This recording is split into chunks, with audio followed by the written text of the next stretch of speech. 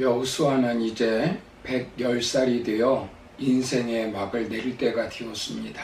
오늘 본문 14절을 보시면 여호수아도 임종이 가까운 줄을 알았다고 말씀합니다. 그는 인생의 마지막이 다가오자 그에게 주어진 마지막 사명을 감당하기 위해 각 지파 대표자들을 불러 유언을 하였습니다.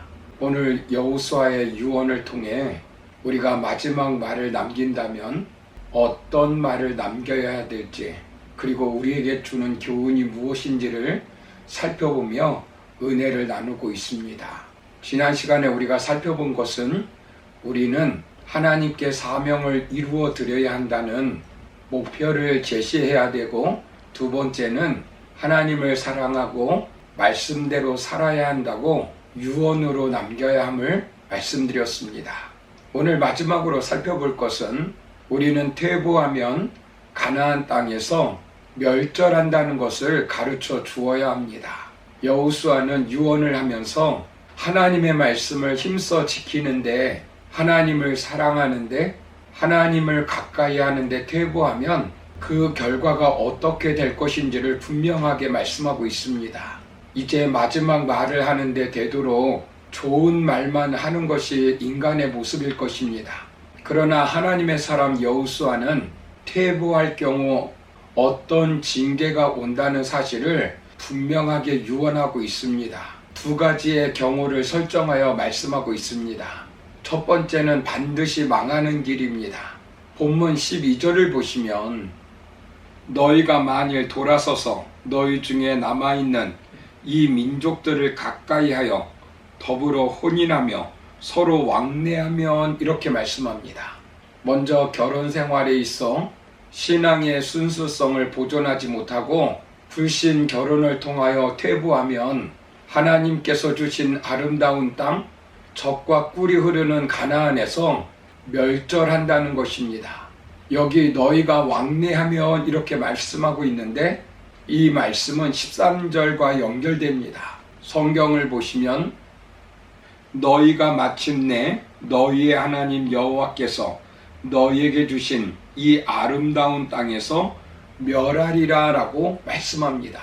무서운 경고의 말씀입니다. 축복으로 받은 재물, 은혜로 받은 건강, 사랑으로 받은 명예, 힘써서 받은 지식, 그 모든 것을 어느 한순간에 잃어버릴 수 있다는 것입니다. 아버지가 쌓아놓은 모든 것이 자식 때에, 손자 때에 다 날아가 버린다는 것입니다. 어떻게 퇴보한다는 것입니까? 퇴보하는 순서는 무엇이라고 말하고 있습니까? 먼저 너희 중에 빠져 남아있는 이 민족들과 가까이 한다는 것입니다. 우상을 섬기는 민족과 가까이 합니다. 하나님을 믿는 가치 체계에서 떠나버린 사람들과 가까이 한다는 것입니다. 갖가지 우상을 섬기는 사람들과 가까이 한다는 것입니다. 그러다 보면 어떻게 됩니까? 서로 사돈을 맺습니다. 이방신을 섬기는 사람들과 혼인을 합니다. 그런 후 어떻게 합니까? 피차 왕래하게 됩니다. 죄악 속에 푹 빠져 살게 됩니다. 이렇게 되면 그 결과는 어떻게 된다는 것입니까? 하나님이 함께 하시지 않습니다. 능력의 하나님, 온 천지 만물을 다스리고 통치하시는 하나님이 외면해 버리십니다. 사장이 외면한 직원은 아무리 실력이 있다 할지라도 그때부터는 그 회사에서의 생명은 끝이 난 것입니다. 만왕의 왕 되신 하나님이 사용하실 때 사울은 대단한 능력을 나타내었지만, 하나님이 외면하자 사울에게 악신이 들어와 시기와 질투의 화신이 되어 나라도 망치고 가정도 망치고 결국 비참하게 죽음을 맞이하게 됩니다. 너희들이 그렇게 좋아하는 그 민족을 다시는 쫓아내지 않는다는 것입니다.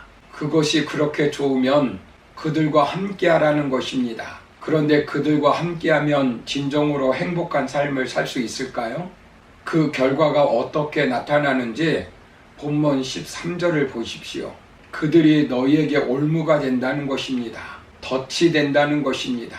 너희 옆구리에 채찍이 된다는 것입니다. 너희 눈에 가시가 된다는 것입니다.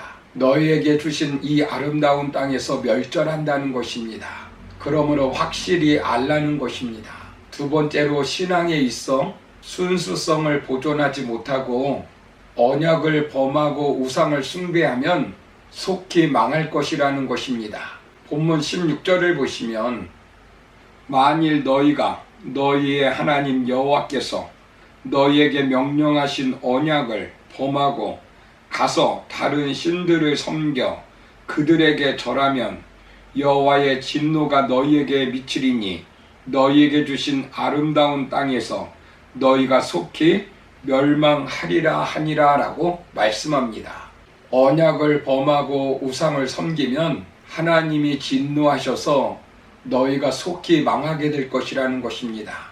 모든 선한 일도 하나님이 말씀하신 것은 다 이루어졌다는 것입니다. 15절에서 그와 동일하게 불길한 경고의 말씀도 만약 어기게 된다면 너희에게 임한다는 것입니다. 방심하지 말라는 것입니다.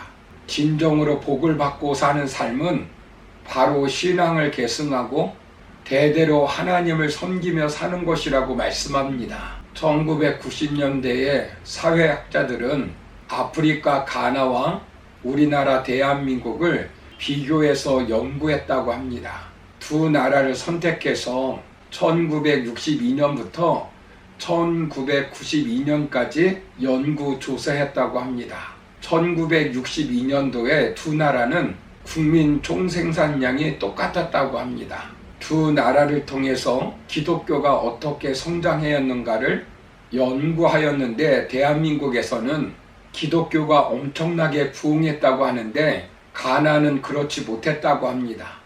가나는 교육 수준이 낮았고 그 당시 대한민국은 10위권이었다고 합니다.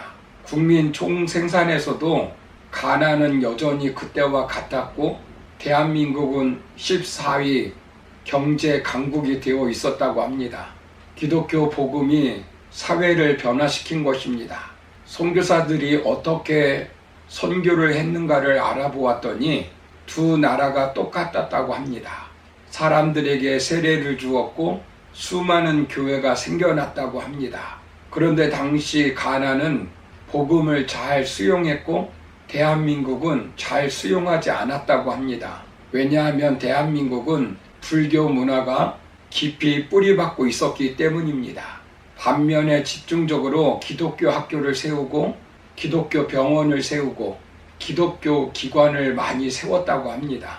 그래서 기독교가 사회의 기본 체제 속으로 들어간 것입니다. 사회 전체에 침투한 복음이 민족 전체를 변화시킨 것입니다. 우리 민족에게 하나님을 섬길 수 있도록 수많은 사람들이 피를 흘리며 복음을 전했습니다. 그래서 오늘날 경제 대국을 이루었고 잘 사는 나라가 되었다는 것입니다. 사랑하는 성도 여러분, 여호수아가 꿈꾸는 나라는 어떤 나라일까요? 하나님만 섬기는 나라, 하나님의 사랑이 폭포수처럼 쏟아지는 나라, 하나님의 말씀으로 행복한 나라, 죄와 죽음의 종으로부터 벗어나 참된 자유를 누리며 하나님 나라를 위해서 사는 나라, 그 나라를 꿈꾸고 있던 것입니다. 그런데 여호수아는 그 꿈꾸는 나라를 다 이루지 못하였습니다. 여러분, 우리도 언젠가는 이 땅을 떠날 것입니다.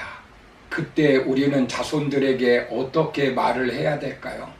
오늘 본문의 말씀을 다시 한번 상고하면서 우리가 마지막까지 남겨야 할 말은 우리가 퇴보하면 하나님이 주신 땅에서 멸절한다는 사실을 분명하게 가르쳐 주어 우리의 자녀들이 하나님의 말씀을 힘써 지켜 행함으로 젖과 꿀이 흐르는 축복의 삶을 살 수 있기를 주님의 이름으로 축원합니다.